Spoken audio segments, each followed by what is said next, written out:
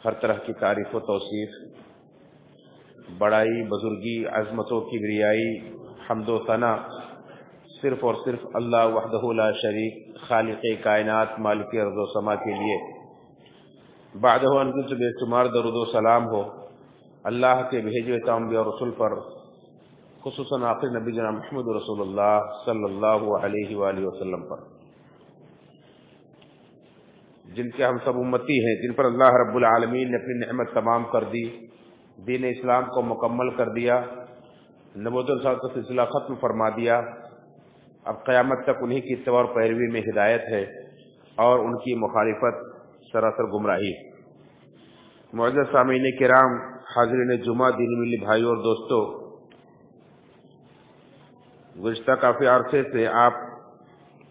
سیرت عمر بن عبدالعزیز رحمۃ اللہ علیہ پر سلسلہ وار بیان سن رہے ہیں۔ وہ عمر بن عبدالعزیز رحمۃ اللہ علیہ جو خلفائے بنو امیہ میں سے ایک عظیم خلیفہ ہیں، مگر ان کا شمار خلفائے راشدین میں ہوتا ہے۔ جو خلیفہ راشد اور اللہ کے نبی صلی اللہ علیہ وسلم کے عظیم صحابی اور اللہ کے نبی صلی اللہ علیہ وسلم کی بیوی ام المؤمنین حفصہ رضی اللہ تعالیٰ عنہ کے والد عمر فاروق رضی اللہ تعالیٰ عنہ کی پوتی کے بیٹے ہیں۔ عمر فاروق رضی اللہ عنہ کی پوتی ام عاصم کے بیٹے ہیں، جن کا لقب اشج بن امیہ تھا، جو سن 61 ہجری میں پیدا ہوئے اور 101 ہجری میں 40 سال کی عمر میں وفات پاتے ہیں، اور سن 99 ہجری میں انہیں خلافت ملتی ہے، یعنی کل 2 سال 5 مہینہ 14 دن تک انہوں نے خلافت سنبھالی۔ اس مختصر سی مدت میں انہوں نے وہ عظیم کارنامے انجام دیے کہ آج تک ان کی خلافت لوگوں کے لیے مثال بنی ہوئی ہے۔ ان کی انگوٹھی کا نقش تھا عمر بن عبدالعزیز کا اللہ پر ایمان ہے۔ یہ صرف ایک خلیفہ نہیں بلکہ بہت بڑے عالم بھی تھے، وقت کے امام بھی تھے، اور ان کی جو طرز خلافت تھی، عمر فاروق رضی اللہ تعالیٰ عنہ کے طرز پر یہ حکومت کرتے تھے، اس لیے انہیں عمر ثانی بھی کہا جاتا ہے۔ انہوں نے جہاں اپنے دور خلافت میں عدل و انصاف قائم کیا، وہیں معاشرے سے بدعات کا خاتمہ بھی کیا۔ آج کے خطبہ جمعہ میں ان کی سیرت کی 15ویں قسط لے کر حاضر ہوا ہوں، جس کا عنوان ہے عمر بن عبدالعزیز کے دور میں دعوت و تبلیغ کا اہتمام۔ عمر بن عبدالعزیز رحمۃ اللہ علیہ ایک بہت بڑے عالم تھے اور علم سے کافی شغف تھا، اور اس علم کا انہوں نے حق بھی ادا کیا کہ اللہ رب العالمین نے اقتدار دیا تو جہاں تک اللہ رب العالمین نے انہیں موقع عطا فرمایا، اللہ رب العالمین کی حدود کو نافذ کیا، لوگوں کے دین اسلام کے تعلق سے شکوک و شبہات جو تھے، غلط نظریات جو پنپ رہے تھے، ان سب کو دلائل سے رد کیا، لوگوں کو صحیح عقائد کی طرف موڑ کر لائے، لوگوں میں کتاب و سنت کا دورہ کیا۔ یہ عمر بن عبدالعزیز رحمۃ اللہ علیہ دعوت و تبلیغ کے تعلق سے خصوصی فکر مند، اسی لیے انہوں نے اس کی طرف خاص توجہ دیتے ہوئے دور دراز کے علاقوں میں جہاں اسلامی فوجیں مملکت کو توسیع کر رہی تھی، مملکت کو پھیلانے میں مشغول تھی، ان کو انہوں نے وہیں روک دیا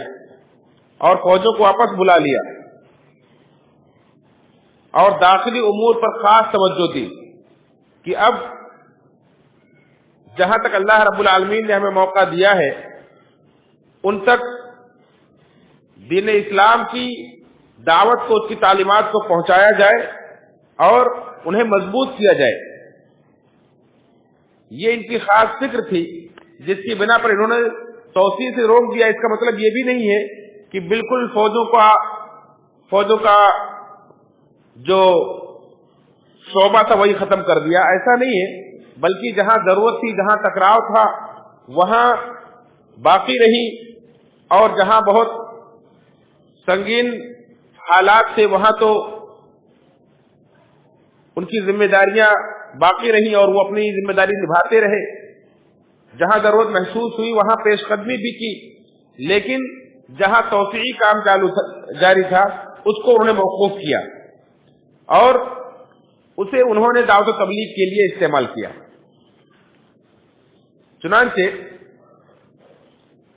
قسطنطنیہ کا محاصرہ جو کافی عرصے سے جاری تھا لیکن کوئی خاص نتیجہ نہیں آ رہا تھا، وہاں سے بھی فوجوں کو واپس بلا لیا۔ لیکن دوسری طرف ایک فرد کے لیے بھی اگر کہیں ایک مسلمان فرد کو بھی ضرورت محسوس ہوئی حکومت کی تو وہاں انہوں نے پوری توجہ دی۔ جیسا کہ اس سے پہلے آپ واقعہ سن چکے ہیں کہ ایک قاصد آ کر کے بتاتا ہے کہ رومیوں کے پاس ایک اندھا مسلمان قیدی ہے، اور اس کا حال جب معلوم کرتا ہے تو پتہ چلتا ہے کہ رومیوں نے اسے گرفتار کیا اور گرفتار کر کے اسے عیسائیت کی دعوت دی اور کہا تم نصرانیت قبول کر لو، عیسائی بن جاؤ۔ اس نے انکار کیا تو انہوں نے سزا کے طور پر اس کی آنکھوں میں سلائی پھروا دی، اسے اندھا کر دیا اور ایک جگہ پر اسے قید کر دیا۔ اب اس کے پاس وہ کھانا بھیجتے تھے یا تو پھر گیہوں بھیجتے تھے جو دن بھر بیٹھ کر گیہوں پیستا تھا۔ یہ جب انہیں خبر ملتی ہے اپنے قاصد کے ذریعے سے کہ اس طرح سے ایک مسلمان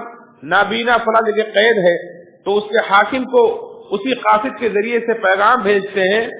کہ جاؤ اسے میرا پیغام دو کہ اس اندھے قیدی کو رہا کر دیا جائے، ورنہ میں تمہارے پاس ایسی فوج بھیجوں گا جس کا ایک دستہ تم سے مقابلہ کر رہا ہوگا اور اس کا آخری دستہ میرے پاس ہوگا۔ یعنی لگاتار فوجوں کا سلسلہ جاری ہوگا، بہت بڑی فوج تمہارے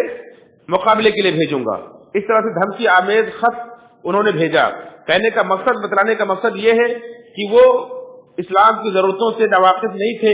بلکہ اسی طرح پوری توجہ تھی، لیکن اصل جو ان کا مقصد تھا وہ یہ کہ توسیعی کام روک کر کے دعوت و تبلیغ کے کام پر زیادہ فوکس کیا جائے۔ اس لیے انہوں نے خلافت سنبھالتے ہی دور دراز کے علاقوں میں توسیعی کام کا سلسلہ بند کر دیا، اور آپ کی اس 2 سالہ مختصر سی مدت خلافت جو تھی یہ سلسلہ وار تھی، آپ کی مرحلہ وار تھی۔ چنانچہ ایک طرف جہاں یہ سرحدوں کی حفاظت کرتے تھے وہیں دوسری طرف لوگوں کے عقلوں کو بھی فتح کرتے تھے، وہیں نسل نو کے دلوں کو بھی زندہ کرتے تھے، ان کے نفوس کا بھی تزکیہ کرتے تھے۔ یہ سب ان کے پیش نظر تھا اور یہ آپ نے اس کے لیے پورا اہتمام بھی کیا۔ اسی لیے آپ نے علماء اور مبلغین کو، دعات کو دیہاتوں میں بھی بھیجا کہ دیہاتی جو اسلام کو لائے ہیں وہ بھی اسلام کی تعلیمات سے بہرہ ور ہوں، اور انہیں بھی صرف کلمے پر اکتفا نہ کیا جائے، صرف 5 وقتہ نمازوں پر اکتفا نہ کیا جائے، بلکہ اسلام کی تعلیمات سے روشناس کرایا جائے، ایمان کی گہرائی کو وہ بھی سمجھیں اور اس سے واقف ہوں۔ اس لیے علماء بھیجے دیہاتوں کی طرف۔ اسی طرح سے جہاں ایک طرف انہوں نے داخلی امور پر توجہ دیتے ہوئے عدل و انصاف کی فضا قائم کی اور معاشرے کے اندر عدل و انصاف قائم کیا، وہیں دوسری طرف جو دیرینہ عداوتیں چلی آ رہی تھی، آپس میں دوسرے سے دشمنی چلی آ رہی تھی، اس کا انہوں نے خاتمہ کیا۔ اور آپ کا ہدف جو تھا وہ لوگوں کی عقلیں تھی جو غلط مناہج پنپ رہے تھے، غلط جو فکری نظریات پنپ رہے تھے، جو لوگوں میں بدعات و خرافات جنم لے رہے تھے، جو اللہ رب العالمین کی صفات کے تعلق سے، اللہ رب العالمین کی تقدیر کے تعلق سے جو لوگوں میں غلط فکریں پنپ رہی تھی، اس کا بھی انہوں نے بحث و تبحیث کے ذریعے سے لوگوں سے مناظرہ کر کے باقاعدہ اس کو ختم کیا۔ اور یہ عمر بن عبدالعزیز رحمۃ اللہ علیہ نے زیادہ سے زیادہ علم کی روشنی میں لوگوں کو مطمئن کیا قرآن و سنت سے لوگوں کے جوابات دیا اور انہیں مطمئن کیا. چنانچہ اس کے کچھ نمونے آپ پہلے دیکھ چکے ہیں کس طرح سے انہوں نے مختلف گمراہ فرقوں کے ساتھ ان کا کس طرح سے معاملہ رہا ہے. اسی طرح سے آپ کا ہدف جو تھا وہ لوگوں کی عقلیں تھی, ان کے نفس تھے کہ نفس کو لوگوں کو تزکیہ کیا جائے, ان کے دل تھے کہ ان کے دلوں کو اسلامی تعلیمات کے ذریعے سے فتح کیا جائے. یہ سب تعلیمات اسلام کے ذریعے سے انہوں نے فتح بھی کیا. اور آپ صرف خیالی پلاؤ بنانے والے انسان نہیں تھے بلکہ عملی تطبیق کرنے والے انسان تھے, عملی انسان تھے. اس لیے کیا کرتے تھے, پہلے یہ سوچتے تھے, پہلے پلاننگ کرتے تھے اور بہت دور کی سوچتے تھے. اس کے بعد راستہ اس کے لیے ہموار کرتے تھے اور اس کے لیے مناسب ماحول بناتے تھے, مناسب ماحول پیدا کرتے تھے. پھر اس کے بعد عملی اقدام کرتے تھے. جیسا کہ اس سے پہلے کے خطبے میں آپ نے سنا ہوگا 14ویں قسط میں کہ کس طرح سے مدارس کی طرف بھی توجہ دی. ظاہر سی بات ہے لوگوں کو اسلام کی تعلیمات سے روشناس کرانا ہے, اسلام کی تعلیم دینی ہے, تو اس کے لیے علماء کی ضرورت ہوگی, ماہرین کی ضرورت ہوگی اور اس کے لیے مدارس کی ضرورت پڑے گی. چنانچہ پہلے مدارس قائم کیے گئے, وہاں اساتذہ مقرر کیے گئے, اس طرح سے عملی اقدام کیے گئے اور پھر کچھ انہوں نے اصول بنائے, کچھ قانون باقاعدہ رائج کیے کہ جس سے پوری طرح سے دین کی تعلیمات کو لوگوں میں رائج کیا جائے, پہنچایا جائے اور لوگوں کو اللہ کے دین کی طرف پوری فارغ البالی کے ساتھ پکارا جائے اور دعوت دی جائے. اس لیے دعوت و تبلیغ کے لیے انہوں نے ایک قانون بنایا, قانون تفرق کا, کہ علماء و دعات کو اس کے لیے فارغ کیا جائے, یعنی ان کی جو دنیاوی اور معاشی ذمہ داریاں ہیں اس سے انہیں فارغ کیا جائے, ان کی ضرورتوں کو پورا کیا جائے. اس لیے انہوں نے یہ اہتمام کیا, علماء کو ابھارا اس بات پر کہ اپنے علم کا صحیح استعمال کریں اور لوگوں کے اندر دین کی تعلیم کو عام کریں. چنانچہ انہوں نے باقاعدہ مسندیں قائم کی کہ جو قرآن کے حافظ ہیں اور قاری ہیں انہیں یہ ذمہ داری دی کہ مسلمانوں کو, آنے والی نسلوں کو جو نئے نئے اسلام میں داخل ہو رہے ہیں ان کو اسلام کی تعلیمات سے روشناس کرانے کے لیے سب سے پہلے ان کا قرآن سے تعلق جوڑا جائے, قرآن کریم کو حفظ کرایا جائے, قرآن کریم کو اچھے سے تجوید کے ساتھ پڑھایا جائے. اس لیے جو حفاظ اور قرہ تھے ان کی ذمہ داری لگائی کہ وہ لوگوں کو قرآن سکھائیں, قرآن حفظ کرائیں. اسی طرح سے جو اللہ کے نبی صلی اللہ علیہ وسلم کی احادیث کے ماہرین تھے, محدثین تھے, ان کی ذمہ داری لگائی کہ یہ مجلسیں لگائیں, اللہ کے نبی صلی اللہ علیہ وسلم کی احادیث لوگوں میں پھیلائیں اور اس کے لیے لوگوں کو باقاعدہ لکھائیں, املا کرائیں. اور انہی کا یہ قول ہے, انہوں نے باقاعدہ اپنے حکمہ کو, اس سے پہلے میں نے بتلایا تھا کہ اپنے حاکم کو انہوں نے لکھا کہ اللہ کے نبی صلی اللہ علیہ وسلم کی احادیث کو لکھو, جمع کرو, مجھے ڈر ہے کہ کہیں یہ ضائع نہ ہو جائے. صحیح بخاری کے اندر روایت ہے کہ عمر بن عبدالعزیز رحمۃ اللہ علیہ وہ پہلے سب سے, حالانکہ ان سے پہلے ان کے والد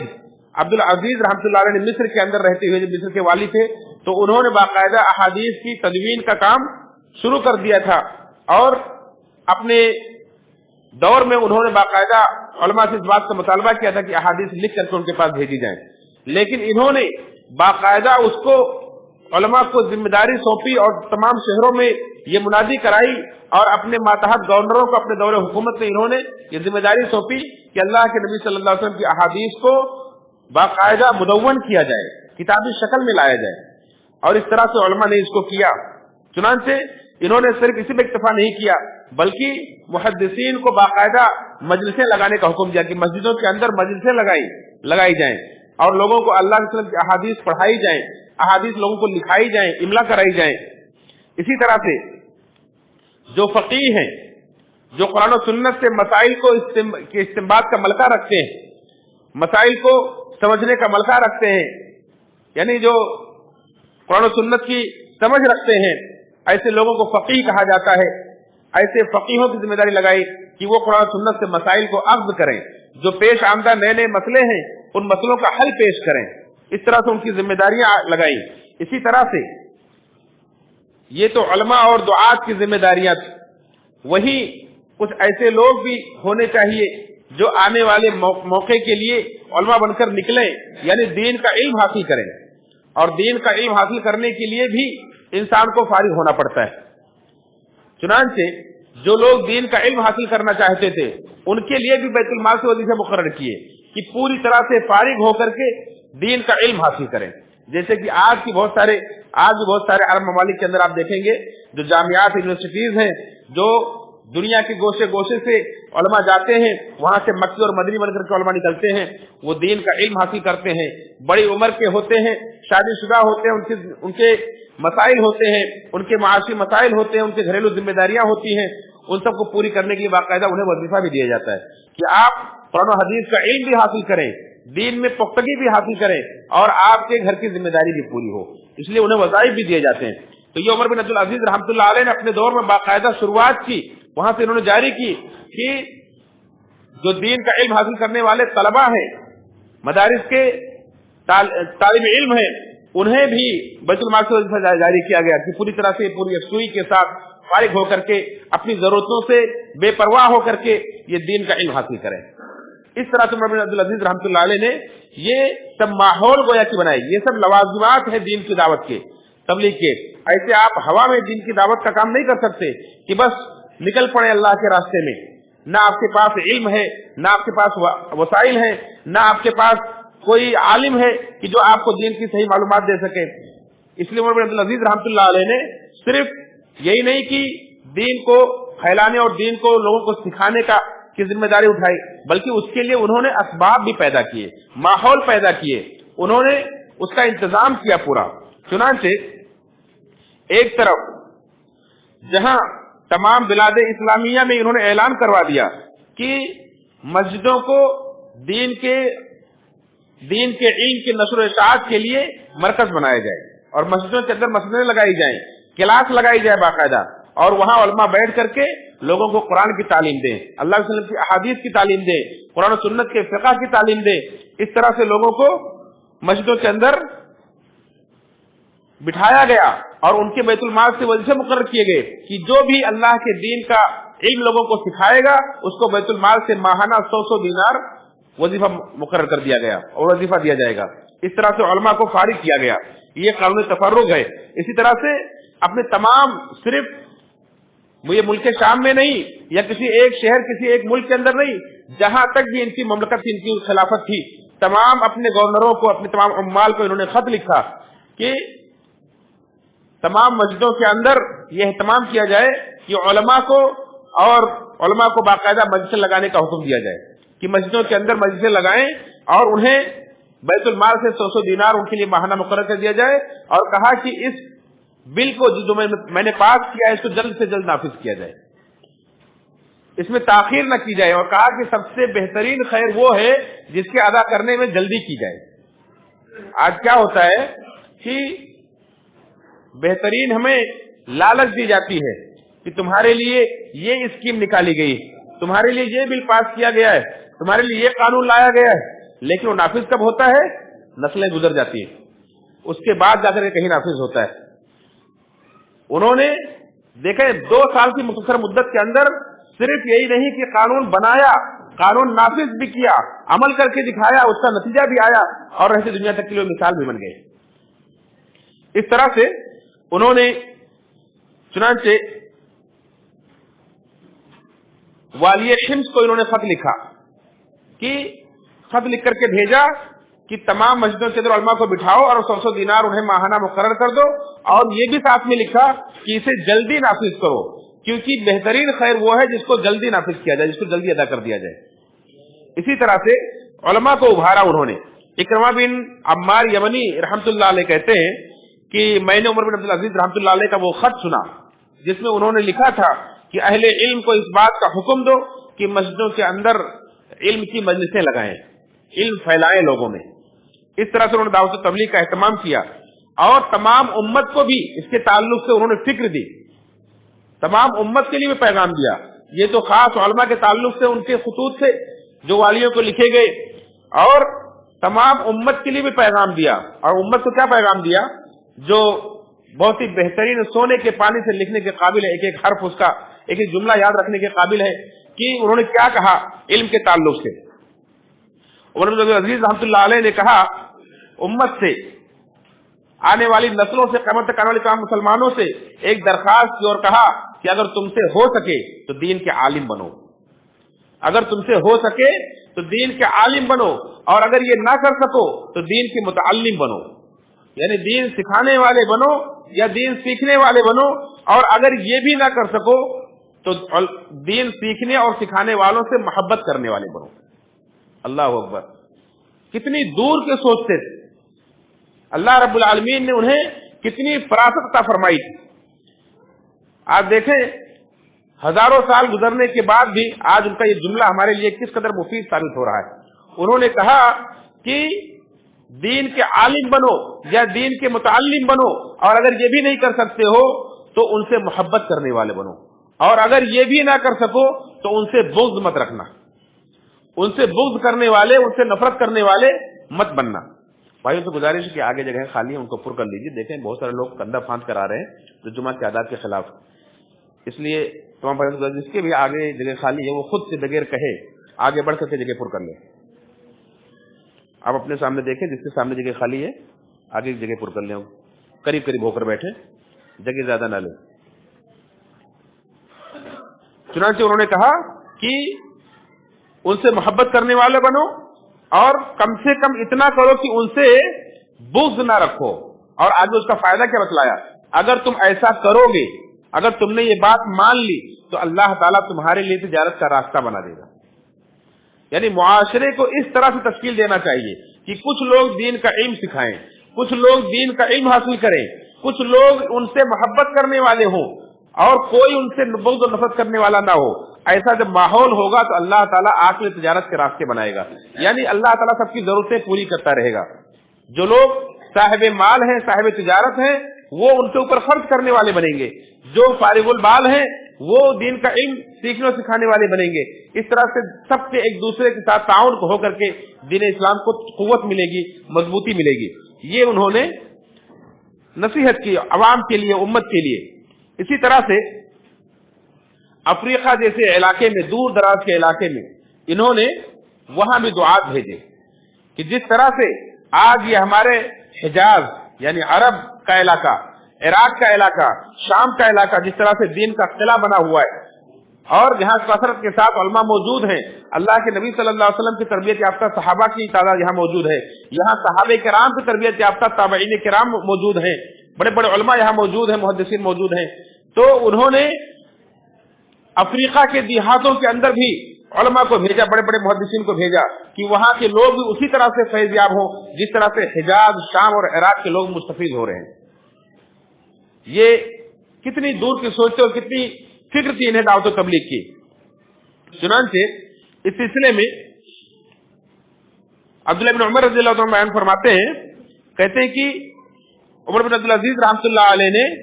نافع کو، جو کہ عبداللہ بن عمر رضی اللہ عنہ کے آزاد کردہ غلام تھے اور ان کی تربیت یافتہ تھے اور بہت بڑے وقت کے فقیہ اور امام تھے، محدث تھے،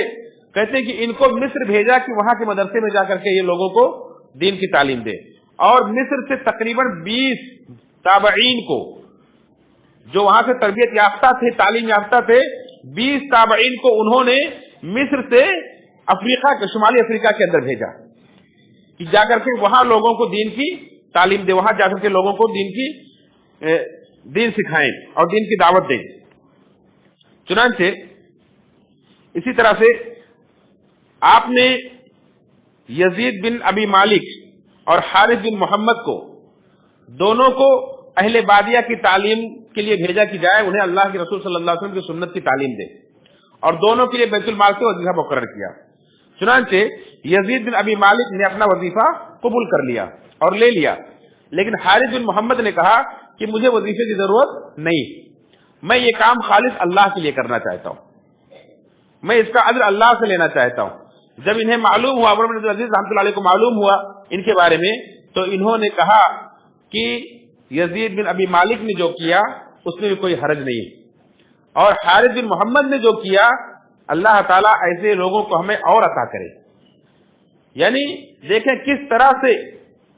ان کے فکر میں وسعت پائی جاتی ہے کہ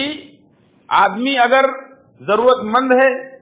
اور تنخواہ لے کر کے دین کا کام کر رہا ہے تب بھی کوئی حرج کی بات نہیں،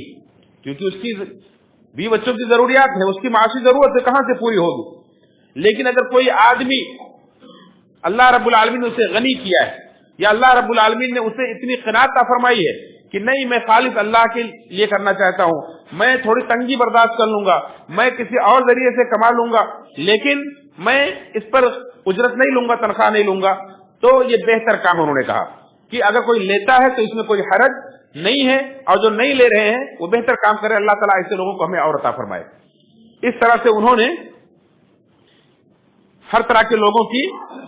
تعریف کی اور انہیں استعمال کیا دین اسلام کی دعوت و تبلیغ کے لیے۔ چنانچہ ان کے بھیجنے کا جو فائدہ ہوا کہ انہوں نے باقاعدہ افریقہ وغیرہ میں بھیجا اور وہاں کے بربر ان کو دین اسلام کی تعلیمات سے واقف کرایا گیا، جو عربی زبان انہیں پختگی کے ساتھ عربی زبان سکھائی گئی تاکہ وہ دین اسلام کو اچھی طریقے سے سمجھ سکیں، اور کثرت کے ساتھ یہ بربر اسلام میں داخل ہوئے اور بڑے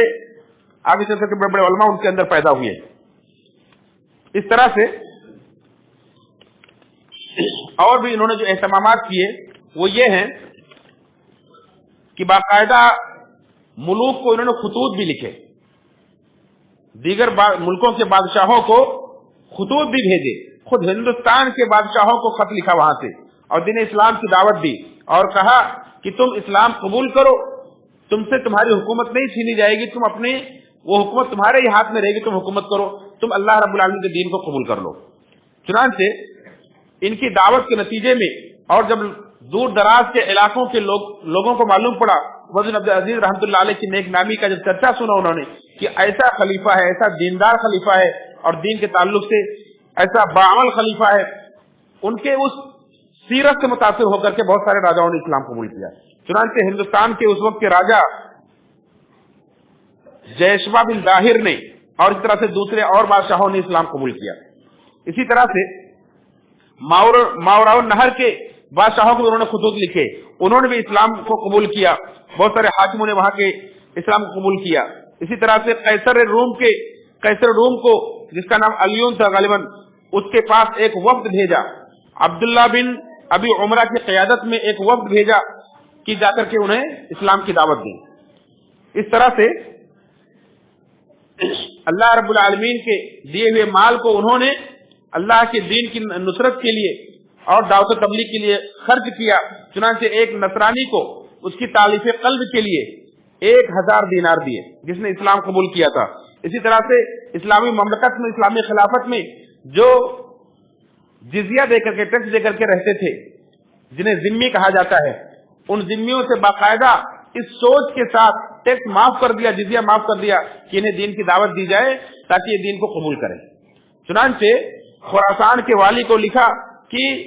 ذمیوں کے جزیہ کو معاف کر دیا جائے اور ان کے اندر دعوت و تبلیغ کا کام کیا جائے۔ ان کی دلجوئی کے لیے، تالیف قلب کے لیے یہ قدم اٹھایا گیا، حالانکہ اس سے بیت المال پر فرق بھی پڑا۔ ظاہر سی بات ہے بیت المال میں ایک اچھی خاصی آمدنی ہو رہی تھی، وہ بند ہو گئی، انہوں نے اس کی پرواہ نہیں کی، لیکن دین اسلام لوگوں تک، زیادہ سے زیادہ لوگوں تک پہنچے، اس کی فکر تھی۔ چنانچہ ہزاروں لوگوں نے خراسان کے اسلام قبول کیا، بہت سارے بربر نے اسلام کو قبول کیا۔ اس طرح سے یہ عمر بن عبد العزیز رحمۃ اللہ علیہ نے اپنے دور حکومت میں دین کی دعوت و تبلیغ کا اہتمام کیا تھا، جس کی تفصیل آپ نے سنی کہ کس طرح سے انہوں نے باقاعدہ ماحول بنایا، باقاعدہ اس کے لیے اسباب پیدا کیے اور عملی اقدام کیا، پلاننگ کی، اور اللہ رب العالمین نے اس کے بہتر نتائج بھی انہیں دکھائے۔ یہ عمر بن عبد العزیز رحمۃ اللہ علیہ تھے جن کے تعلق سے ہم سلسلہ وار سن رہے ہیں، اور 15ویں قسط آج کے اس خطبے میں بیان کی گئی۔ انشاءاللہ اگلے خطبات میں اور بھی ان کے تعلق سے ان کی مزید سیرت پر روشنی ڈالی جائے گی۔ مقصد یہ ہے کہ ہمارے یہ اسلاف جو گزرے، جس طرح سے انہوں نے اللہ رب العالمین کے دین کی خدمت کی، جب اللہ رب العالمین نے دنیا کے اندر خلافت عطا فرمائی تو انہوں نے نہ صرف یہ کہ دین اسلام کی توسیع کی اور دنیا کے کونے کونے تک پہنچایا، بلکہ لوگوں کے عقلوں کو کس طرح سے فتح کیا، لوگوں کے دلوں کو کس طرح سے فتح کیا، کس طرح سے لوگوں کو کے نفوس کا تزکیہ کیا، کیونکہ اللہ کے رسول صلی اللہ علیہ وسلم کے بھیجنے کا، بعثت کا مقصد یہی تھا کہ اللہ کے رسول صلی اللہ علیہ وسلم فرمایا اللہ رب العالمین نے کہ یعلمہم الکتاب والحکمہ، اللہ کے رسول صلی اللہ علیہ وسلم لوگوں کو کتاب و حکمت کی تعلیم دینے کے لیے بھیجے گئے تھے، ویزکیہم، لوگوں کی تزکیے کے لیے بھیجے گئے تھے۔ اور جب انسان جب دل سے اسلام قبول کرتا ہے، دین کے شعور کے ساتھ اسلام قبول کرتا ہے، تو وہ دین اسلام کے لیے، دین اسلام پر اسے ثابت قدمی عطا ہوتی ہے اور اس کے لیے قربانیاں دینے کا جذبہ پیدا ہوتا ہے۔ چنانچہ انہی نو مسلموں کے اندر ایسے بھی مرد مجاہد پیدا ہوئے جنہوں نے آگے چل کر کے دین اسلام کے لیے باقاعدہ شہادت بھی پائی، بڑے بڑے علماء بھی ان کے اندر نکلے۔ تو اس طرح سے دین اسلام تعلیم کا، تعلم کا نام ہے، کتاب و سنت کے زیادہ سے زیادہ تعلیمات کو، دعوت کو دوسروں تک پہنچانے کا نام ہے۔ اللہ رب العالمین سے دعا ہے رب العالمین ہم سب کو ان واقعات سے، ہمارے اسلاف کے ان نقوش سے ہمیں زیادہ سے زیادہ عبرت و نصیحت کے لیے توفیق فرمائے، اور اللہ تعالی ہمیں مرتے دم تک اسلام پر قائم رکھے، ہم سب کو اسلام کی خدمت کی توفیق نصیب فرمائے، مل جل کر کے آپسی تعاون کے ساتھ، جس طرح سے عمر بن عبدالعزیز رحمۃ اللہ علیہ نے امت کو یہ پیغام دیا ہے کہ تم سے اگر ہو سکے تو دین کے عالم بنو، ورنہ دین کے سیکھنے والے متعلم بنو، یا یہ بھی نہ کر سکو تو کتاب دین کو سیکھنے اور سکھانے والوں سے محبت کرنے والے بنو، اگر یہ بھی نہیں کر سکتے تو کم سے کم اتنا کرو کہ ان سے بغض رکھنے والے مت بنو۔ اللہ تعالیٰ تمہاری تجارت کے راستے بنائے گا۔ اللہ تعالیٰ سے دعا ہے رب العالمین ہم سب کو ان کی نصیحتوں پر عمل پیرا ہونے کی توفیق فرمائے، اور رب العالمین ہمیں دنیا آخرت کے ہر فتنے سے محفوظ فرمائے۔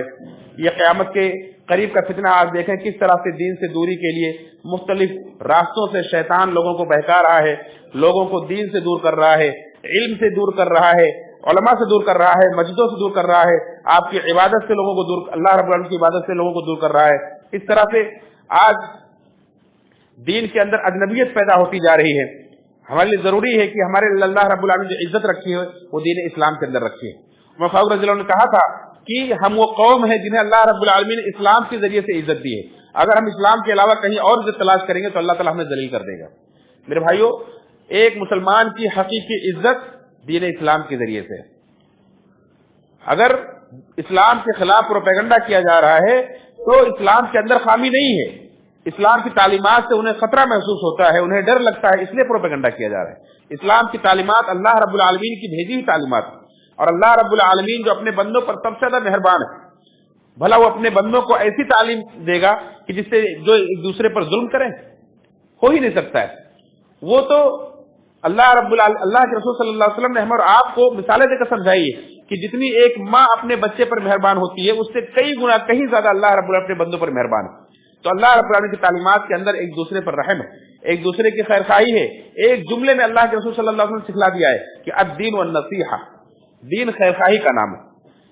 جو حقیقی معنوں مسلمان ہوتا ہے، جو حقیقی معنوں دین کا ماننے والا ہوتا ہے، دین پھیلانے والا ہوتا ہے، اس کے پیش نظر جو چیز ہوتی ہے کہ ساری دنیا کی خیرخواہی، ساری دنیا اسلام کے امن و سلامتی والے پیغام کو قبول کر کے امن و سلامتی کی اور عزت کی زندگی دنیا کے اندر بھی گزارے، اور اللہ رب العالمین کے سلامتی والی جنت بھی اسے مل جائے، اللہ رب العالمین کے عذاب جہنم سے وہ نجات پا جائے۔ اس کے سوا ہمارا اور آپ کا مقصد کیا ہے؟ اس سے بہتر تعلیم اور اس سے بہتر دین اور کیا ہو سکتا ہے؟ تو ہمیں اسے سمجھنے کی ضرورت ہے۔ اللہ رب العالمین سے دعا ہے رب العالمین ہم سب کو دین اسلام کو سمجھنے کی، عمل کرنے کی، دوسرے کو پہنچانے کی توفیق عطا فرمائے۔ آمین تقبل یا رب العالمین۔ ان اللہ وملائکتہ یصلون علی النبی یا ایھا الذین آمنوا صلوا علیہ وسلموا تسلیما۔ اللهم صل علی محمد وعلی محمد کما صلیت علی ابراہیم وعلی ابراہیم انک حمید مجید۔ اللهم بارک علی محمد وعلی محمد کما بارکت علی ابراہیم وعلی ابراہیم انک حمید مجید۔ عباد اللہ رحمکم اللہ، ان اللہ یامر بالعدل والاحسان وایتاء ذی القربى وینہی عن الفحشاء والمنکر والبغی یعظکم لعلکم تذکرون۔ اذکروا اللہ یذکرکم وادعوہ یستجب لکم ولذکر اللہ اکبر۔